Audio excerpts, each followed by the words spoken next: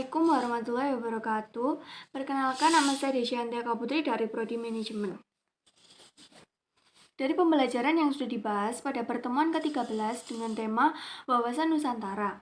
Dari topik ini ada 3 hal yang dapat kita pelajari, yaitu yang pertama, menelusuri konsep dan urgensi wawasan Nusantara. Dalam hal ini, wawasan Nusantara bisa kita bedakan dalam 2 pengertian, yakni pengertian etimologis dan pengertian terminologi. Wawasan dari kata wawas, bahasa Jawa, yang artinya pandangan, sementara kata Nusantara merupakan gabungan kata Nusa yang artinya pulau dan antara. Kata Nusa dalam bahasa Sanskerta berarti kepulauan, sedangkan dalam bahasa Latin, kata Nusa berasal dari kata Nesos yang dapat berarti semenanjung, bahkan suatu bangsa. Berdasarkan pengertian terminologis, wawasan Nusantara merupakan pandangan bangsa Indonesia terhadap lingkungan tempat berada termasuk diri bangsa Indonesia itu sendiri. Dari sini dapat kita simpulkan bahwa wawasan Nusantara merupakan pandangan warga negara Indonesia terhadap keberagaman budaya yang ada di dalamnya yang dapat mengutamakan persatuan dan kesatuan.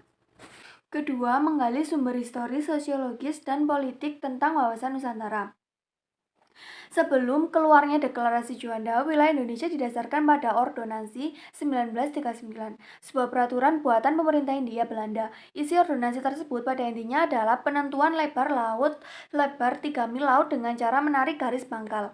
Berdasarkan garis air, pasang surut atau kontur pulau atau darat dengan peraturan zaman Hindia Belanda tersebut, pulau-pulau di wilayah Nusantara dipisahkan oleh laut di sekelilingnya dan setiap pulau hanya mempunyai laut di sekelilingnya sejauh 3 mil dari garis pantai. Laut setelah garis 3 mil merupakan lautan bebas yang berarti kapal asing boleh dengan bebas melayar laut dengan yang memisah pulau-pulau tersebut. Laut dengan demikian menjadi pemisah pulau-pulau di Indonesia. Tidak hanya melalui peraturan perundangan nasional, bangsa Indonesia juga memperjuangkan konsekuensi wawasan Nusantara berdasarkan Deklarasi Juanda ini ke forum internasional agar mendapat pengakuan bangsa lain atau masyarakat internasional. Melalui perjuangan panjang, akhirnya konferensi PBB tanggal 30 April menerima dokumen yang bernama The United Nations Convention on the Law of the Sea. Berdasarkan Konvensi Hukum Laut 1992 tersebut diakui asas negara kepulauan. Berdasarkan sejarah wawasan Nusantara, bermula dari wawasan kewilayahan, ingat Deklarasi Juanda sebagai perubahan atas ordonansi berintikan mewujudkan wilayah Indonesia sebagai satu kesatuan wilayah, tidak lagi terpisah-pisah. Berdasarkan pada kondisi sosial budaya masyarakat Indonesia, wawasan Nusantara yang ada awalnya berpandangan akan kesatuan atau keutuhan wilayah, diperluas lagi sebagai pandangan akan persatuan bangsa. Bangsa Indonesia tidak ingin lagi terpecah-pecah dalam banyak bangsa. Oleh sebab itu, perlu diupayakan bagaimana agar terjadi satu kesatuan wilayah guna mendukung semangat kebangsaan ini. Salah satunya dengan konsep wawasan Nusantara yang diawali dengan keluarnya Deklarasi Juanda 1957. Dengan demikian, wawasan Nusantara tidak hanya wawasan kewilayahan tetapi juga berkembangan sebagai wawasan kebangsaan. Esensi wawasan Nusantara tidak hanya kesatuan atau keutuhan wilayah tetapi juga bisa persatuan bangsa. 3. Mendeskripsikan esensi dan urgensi wawasan Nusantara. Wilayah Indonesia sebagai satu kesatuan memiliki keunikan antara lain, yaitu bercirikan negara kepulauan dengan jumlah 17.508 pulau.